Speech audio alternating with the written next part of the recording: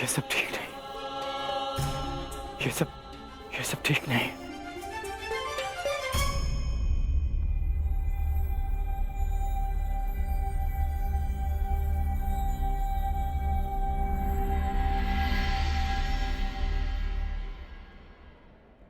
क्या हुआ पार्थ?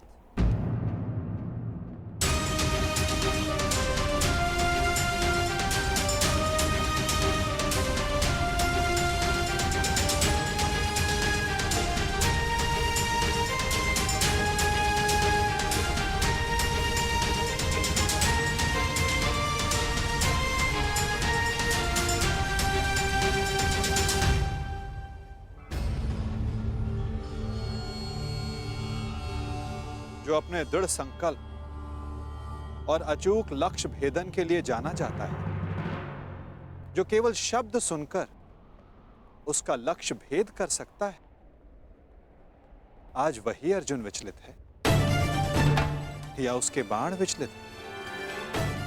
पार्थ, कुछ कहना चाहते हो? यदि तुम्हारे मन में कोई संदेह, कोई संकोच है, तो उसे अपने सखा से बांट सकते हो। नहीं माधव, ऐसा कुछ नहीं है। आज कुछ अधिक ही थक गया हूं मैं, कदाचित इसीलिए। बड़ी विचित्र बात है,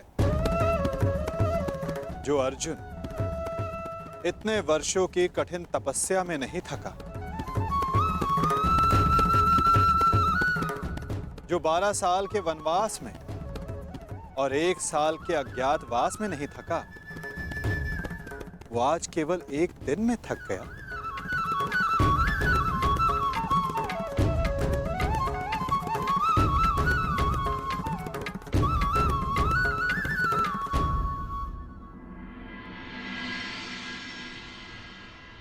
कोई बात नहीं पार्थ, असाधारण मनुष्यों के जीवन में विचित्र कथाएं होती ही रहती हैं।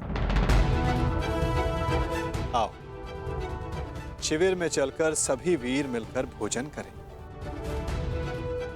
कल से युद्ध प्रारंभ होने वाला है पार्थ।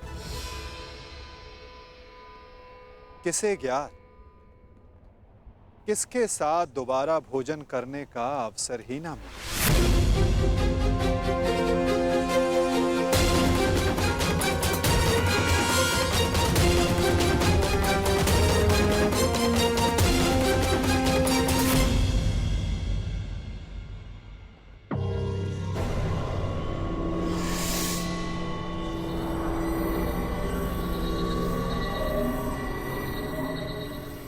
हम सबको यहाँ पे क्यों बुलाया गया है मामाश्री? क्या? मुझे तो लगा कि तुमने हम सबको यहाँ एकत्रित होने का आदेश दिया है।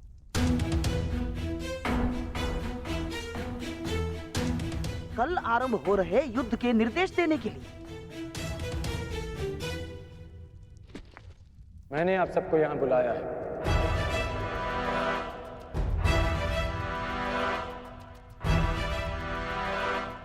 पधारने के लिए धन्यवाद। परंतु तुमने हमें यहाँ क्यों आमंत्रित किया है कर्ण? बताता हूँ मित्र, पहले सभा पूर्ण हो जाए।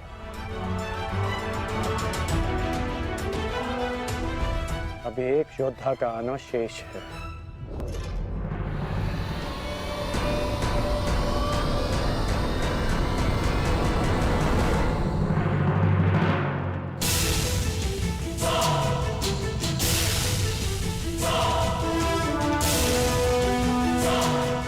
इससे पूर्व कि किसी के भी मन में कोई विचार उत्पन्न हो, मैं बता देना चाहता हूं कि मेरे यहाँ आने का कोई उद्देश्य नहीं।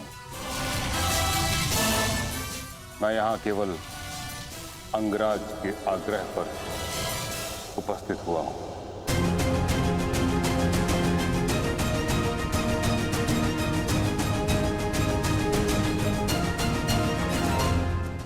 कर्ण, मैं जानना चाहता हूं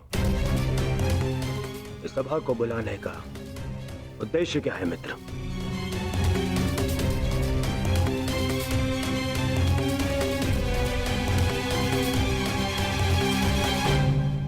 उद्देश्य है युद्ध में विजय।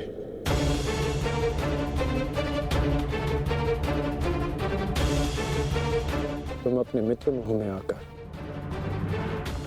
बहुत बड़ा अनर्थ करने जा रहे थे, और एक सच्चा मित्र होने के नाते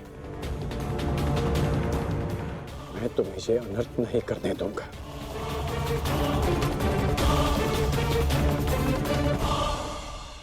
मैं राधेकर्ण आप सबके समक्ष एक प्रस्ताव रखता हूं कि गंगा पुत्र महामहिम भीष्म को फिर से कौरव सेना का सेनापति नियुक्त किया जाए।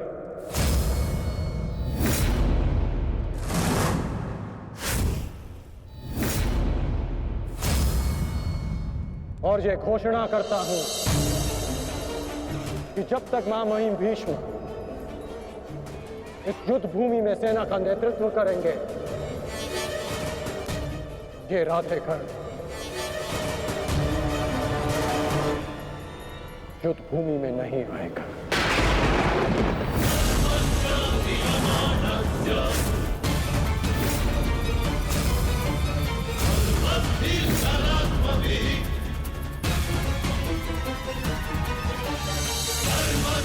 ये तुम क्या कह रहे हो मित्र?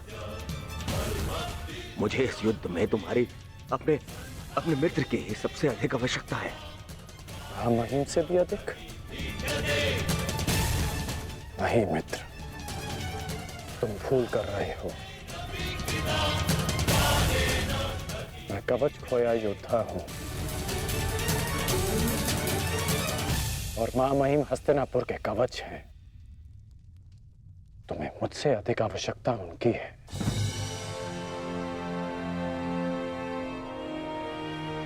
मैं स्वीकार करता हूं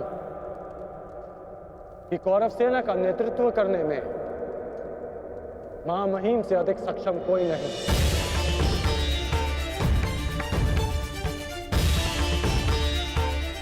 मैं भी नहीं।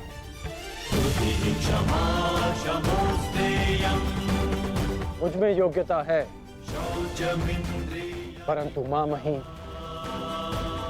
अपने विवेक, धर्म और शौर्य के लिए जाने जाते हैं, और इनके विवेक का मैं भी सम्मान करता हूं।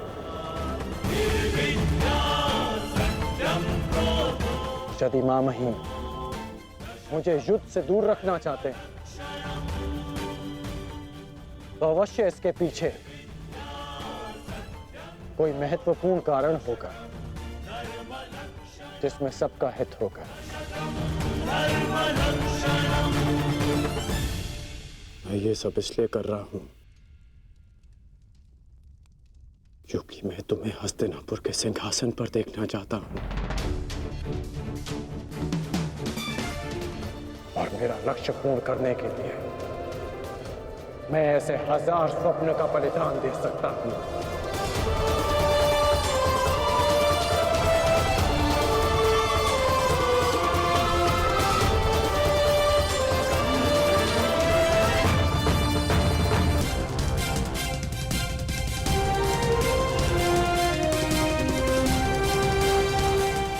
आपके बिना कौरवों की विजय संभव नहीं। अपना पद स्वीकार करें।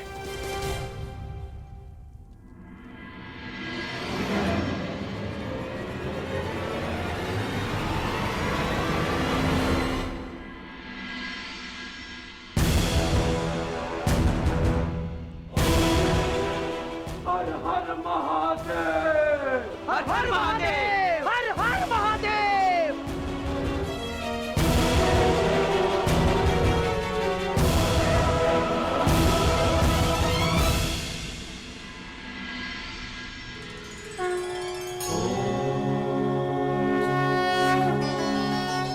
आओ, हम साथ मिलकर ये अमृत तुल्य भोजन ग्रहण करें। हमें शक्ति मिले, हमारा तेज एक होके बढ़े,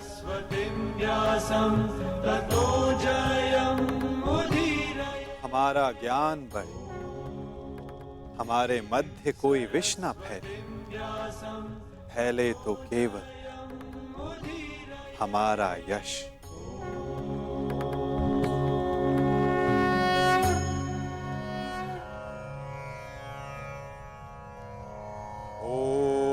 सहना भवतु। ॐ सहना भवतु सहनो भुनक्तु सह वीर्यं करवावहे सह वीर्यं करवावहे तेजस्विनावधीतमस्तु तेजस्विनाय धीमस्तु मा विद्विषावहि मा विद्विषावहे। ओम शांति शांति शांति।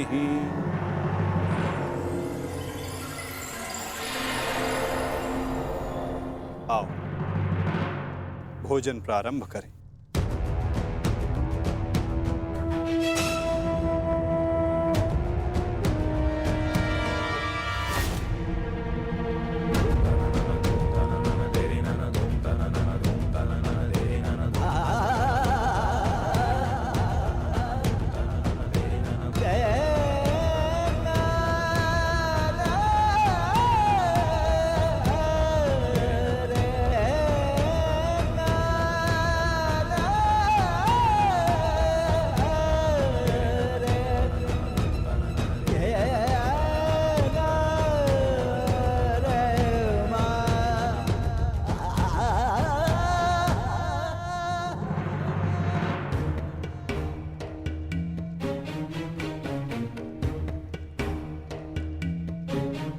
पिताश्री, रात्रि गहरी हो चुकी है, आपको विश्राम कर लेना चाहिए।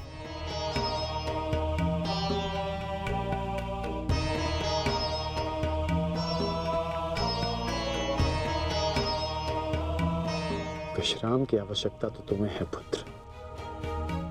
कल इस महायुद्ध में तुम्हें अपना कौशल दिखाने के लिए प्रस्तुत जो होना है। कल मेरे लिए बहुत बड़ा दिन है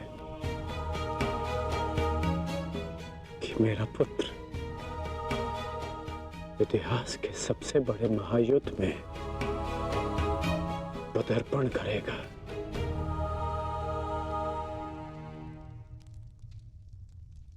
मुझे गर्व है तुम पर।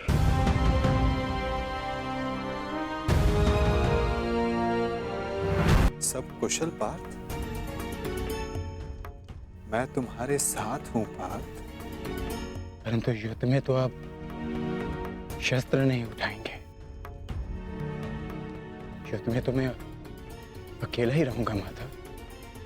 और यदि इस युद्ध में मैं तुम्हारे साथ उपस्थित रहा तो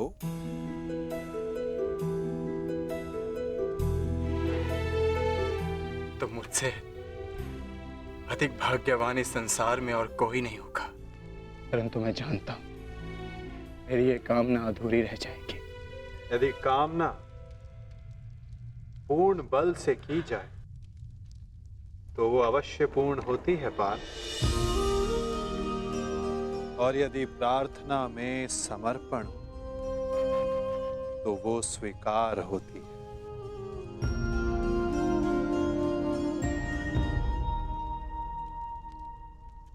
मैं आप सबके समक्ष एक घोषणा करना चाहता हूं। मैंने प्रण लिया है कि इस युद्ध में शस्त्र नहीं उठाऊंगा, परंतु बिना शस्त्र उठाए भी मैं इस युद्ध में सहायक रहूंगा। मैं वासुदेव कृष्ण ये घोषणा करता हूं कि इस महायुद्ध में मैं उस योद्धा का मार्गदर्शन करूंगा जिसे इस युद्ध की दिशा निर्धारित करनी। ये युद्ध एक यात्रा है और इस युद्ध की यात्रा में मैं अर्जुन का सहयात्री बनूंगा। मेरे हाथ इस युद्ध में अस्त्र भले ही न थामे, परंतु अर्जुन के रथ के अश्वों की रास से अवश्य थामेंगे। मैं इस महायुद्ध महारथी अर्जुन के सारथी की भूमिका निभाऊंगा।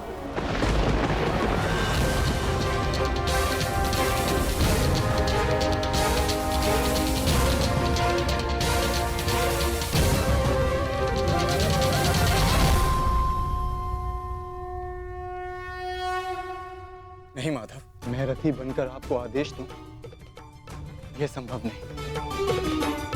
आपका स्थान सबसे ऊंचा है, तो मैं स्वयं आपको नीचे स्थान पर बैठने नहीं दे सकता।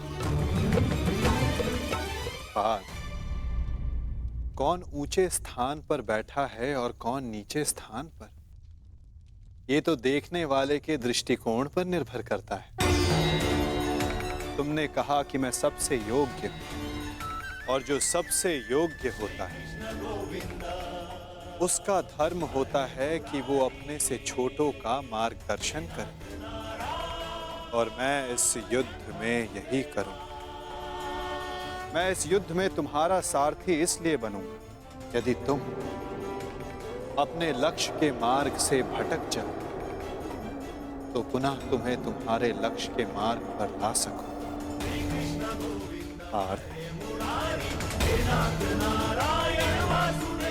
मुझ पर विश्वास है ना? निष्ठा है माधव।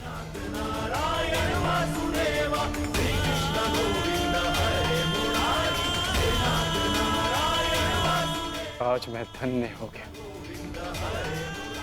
जिसके सारथी आप हैं, वो मार्ग कभी भटक ही नहीं सकता।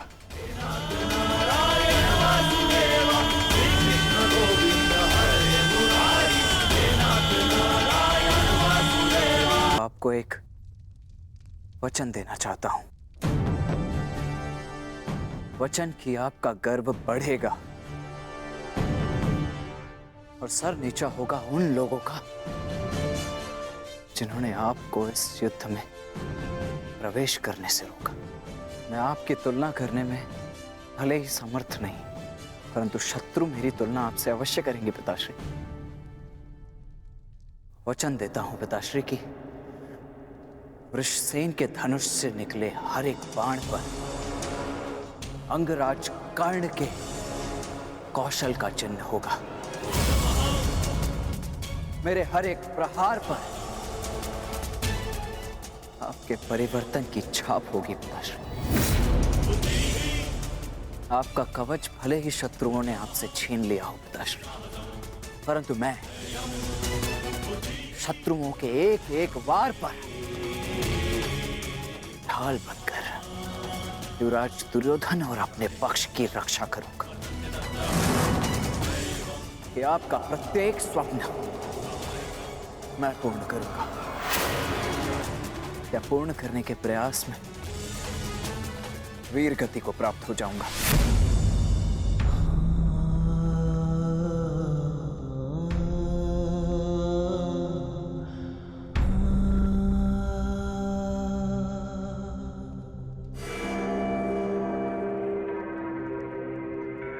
द्रोण शिष्य अर्जुन,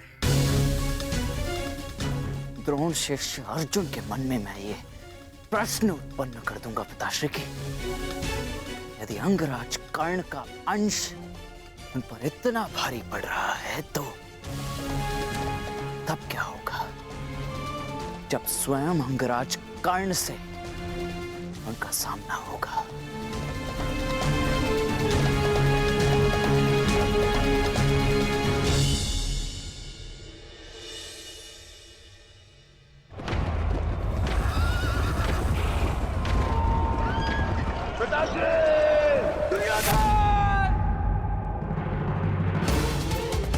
महाराज, महाराज, क्या हुआ महाराज? आप ठीक तो है ना? क्या आपने कोई दुस्वप्न देखा है? हाँ, क्योंकि कदाचित दुस्वप्न देखना मेरा प्रारब्ध हो गया है। परंतु संजय, तुम इस समय यहां कैसे? महाराज, महर्षि वेदव्यास जी पधारे हुए हैं आपसे मिलने के लिए, वही समाचार लेकर आया था। किंतु ऐसी स्थिति में मिलना क्या उचित होगा महाराज? महर्षि,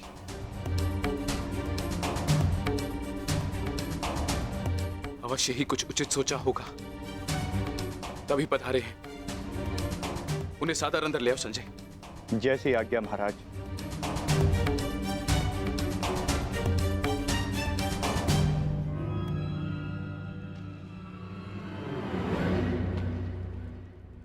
प्रणिपात महाराज।